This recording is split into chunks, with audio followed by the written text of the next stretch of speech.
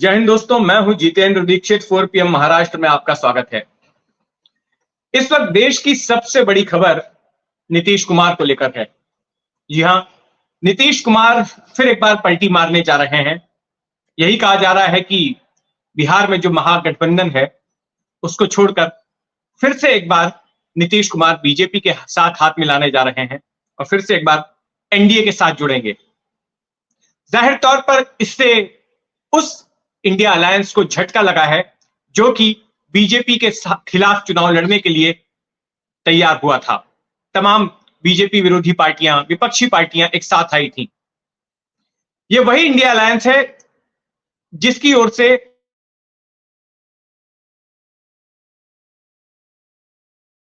लेकिन नीतीश कुमार अगर चले जाते हैं, जिसकी बड़ी ही प्रबल संभावना है, तो ऐसे में यह इंडिया अलायंस के लिए बहुत बड़ा झटका होगा। लेकिन जो लोग नीतीश कुमार के सियासी करियर को फॉलो करते आए हैं, उनकी नजर में यह बात जरूर आई होगी कि नीतीश कुमार जाने अनजाने शरद पवार के ही पद चिन्हों पर चल रहे हैं। जिन लोगों ने शरद पवार के सियासी करियर की स्टडी की है, उसे देखा है, वो कई सारी समानताएं पाएंगे इन दोनों ही नेताओं के बीच में, नीतीश कुमार बिहार के और शरद पवार महाराष्ट्र के। सबसे बड़ी समानता यह है कि ये दोनों ही नेता सत्ता में रहने के लिए कुछ भी कर सकते हैं। कभी भी पाला बदल सकते हैं, बगावत कर सकते हैं, एक गठबंधन को छोड़कर दूसरे गठबंधन से जुड़ सकते हैं, एक पार्टी को तोड़कर दूसरी पार्टी में जा सकते हैं, एक विचारधारा को छोड़कर दूसरी विचारधारा की पार्टियों के साथ हाथ मिला सकते हैं। लेकिन किसी ना किसी बहाने ये सत्ता में अपने आप को जरूर बनाए रखते हैं। और नीतीश कुमार भी बीते 3 दशकों से यही कर रहे हैं। कभी वो एनडीए के साथ में थे, फिर कभी यूपीए के साथ चले गए, कभी बीजेपी के साथ, कभी आरजेडी के साथ। बार बार उनकी सियासी करियर में इस तरह के उतार चढ़ाव आए हैं। इस तरह से उन्होंने पाले बदले हैं और यही वजह है कि उनके डिट्रैक्टर्स, उनके विरोधी, उनको पलटू राम बोलते हैं, क्योंकि वो पलटी मार जाते हैं। 2013 में उन्होंने एनडीए ये कहकर छोड़ दिया कि नरेंद्र मोदी जो है वो कम्युनल हैं, सांप्रदायिक हैं और ऐसी पार्टी के साथ वो गठजोड़ में नहीं रह सकते, जब उनका नाम प्रधानमंत्री के चेहरे के तौर पर ऐलान किया गया था। लेकिन बाद में उन्हीं के साथ हो जाते हैं 2017 में, जब आरजेडी के साथ अपना गठबंधन तोड़ लेते हैं। अब फिर से एक बार बीजेपी के साथ हाथ मिला रहे हैं। तो ये जो सारा कुछ नीतीश कुमार कर रहे हैं, ये सब कुछ शरद पवार भी कर चुके हैं। शरद पवार के बारे में महाराष्ट्र की राजनीति में यह कहा जाता है कि वो जो कहते हैं वो करते नहीं और जो करते हैं वो कहते नहीं। और सत्ता में रहने के लिए, अपनी पार्टी को सत्ता में बनाए रखने के लिए वो कुछ भी कर सकते हैं। उनका तो यह मानना ही है कि राजनीतिक पार्टी का गठन, राजनीतिक पार्टी का जन्म सत्ता में आने के लिए होता है, सत्ता हासिल करने के लिए होता है। 1978 में उन्होंने अपनी ही सरकार गिरा दी थी। वसंत दादा पाटिल मुख्यमंत्री थे, अपनी पार्टी की सरकार गिरा दी थी और जनता दल के साथ मिलकर उन्होंने बगावत की और खुद मुख्यमंत्री बन बैठे। 38 साल की उम्र में पहली बार मुख्यमंत्री बने थे। मूल कांग्रेस उन्होंने छोड़ दी थी।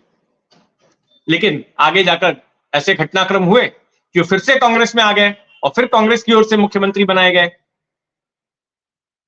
अपने करियर में नीतीश कुमार की तरह ही शरद पवार भी 4 बार मुख्यमंत्री बन चुके हैं। नीतीश कुमार 4 बार बिहार के मुख्यमंत्री बने, शरद पवार 4 बार महाराष्ट्र के मुख्यमंत्री बने।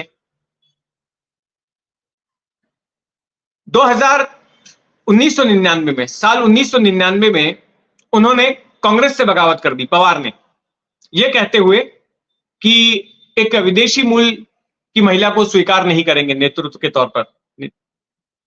उन्होंने अपनी अलग पार्टी बनाई, एनसीपी, राष्ट्रवादी कांग्रेस पार्टी। लेकिन उसी साल जब महाराष्ट्र में विधानसभा के चुनाव हुए तो शरद पवार ने गठबंधन कर लिया कांग्रेस के साथ। आगे चलकर 2004 में केंद्र में शामिल हो गए, मंत्रिमंडल में कृषि मंत्री बन गए। और वो ऐसी स्थिति में बने जब महाराष्ट्र में 2004 में इतनी सीटें मिल गई थी एनसीपी को कि उनका अपना मुख्यमंत्री बन सकता था। कांग्रेस दूसरे नंबर पर चली गई थी, लेकिन फिर भी उन्हें केंद्र में ज्यादा मंत्री पद चाहिए थे, इसीलिए उन्होंने महाराष्ट्र में मुख्यमंत्री पद कांग्रेस को दे दिया। इस बात से अजीत पवार को बड़ी नाराजगी थी, उनके हाथ से मुख्यमंत्री बनने का एक चांस निकल गया था। और फिर 1991 में शरद पवार ने शिवसेना में पहली बगावत करवाई थी। छगन भुजबल 18 विधायकों समेत जो है कांग्रेस में शामिल हो गए थे। और 3 दशकों तक शिवसेना और शरद पवार, चाहे वो कांग्रेस में रहे हो या एनसीपी में रहे हो, इनके बीच में 36 का आंकड़ा रहा सियासी तौर पर। हालांकि निजी जीवन में बाल ठाकरे और शरद पवार बड़े अच्छे दोस्त थे, लेकिन एक दूसरे के सियासी दुश्मन थे। सांप और नेवले के जैसी दोनों के बीच में दुश्मनी थी। लेकिन साल 2019 में शरद पवार ने उस दुश्मनी को भुलाकर शिवसेना के साथ हाथ मिला लिया।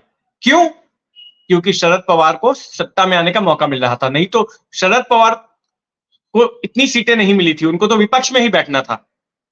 जो 2019 के नतीजे आए थे, उन नतीजों में बीजेपी सबसे बड़ी पार्टी बनकर उभरी थी, उसके बाद शिवसेना थी। और इन दोनों ही पार्टियों के गठबंधन को जनता ने जिताया था, लेकिन शिवसेना ने बीजेपी का साथ छोड़ दिया। शरद पवार इसके पहले से नजर गड़ाए बैठे थे कि इन दोनों के बीच झगड़ा चल रहा है, उसका फायदा उठाने की फिराक में थे, और वही हुआ।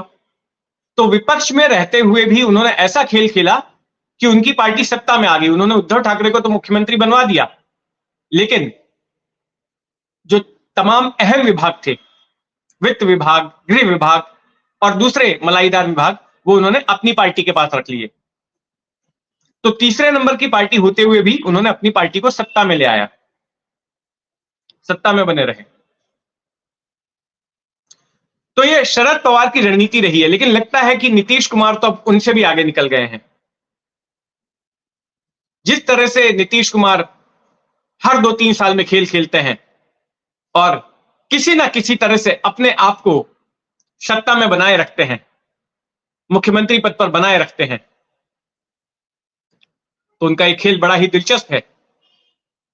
अब देखना होगा कि अभी बीजेपी के साथ उनका जो ताजा गठजोड़ होने वाला है, इसमें उनको मिलता क्या है। क्या यहां पर बीजेपी मुख्यमंत्री पद के लिए दावा ठोकेगी और उनको केंद्र में जगह देगी, या फिर कुछ और फॉर्मूला होगा। जो भी होगा, हमारी उस पर नजर बनी रहेगी। आप भी अपनी नजर बनाए रखें 4 PM महाराष्ट्र पर। और अगर आपने अब तक इस चैनल को सब्सक्राइब नहीं किया है तो सब्सक्राइब कर लें। इस खबर के बारे में आपका क्या सोचना है कमेंट बॉक्स में जरूर लिखें। जय हिंद।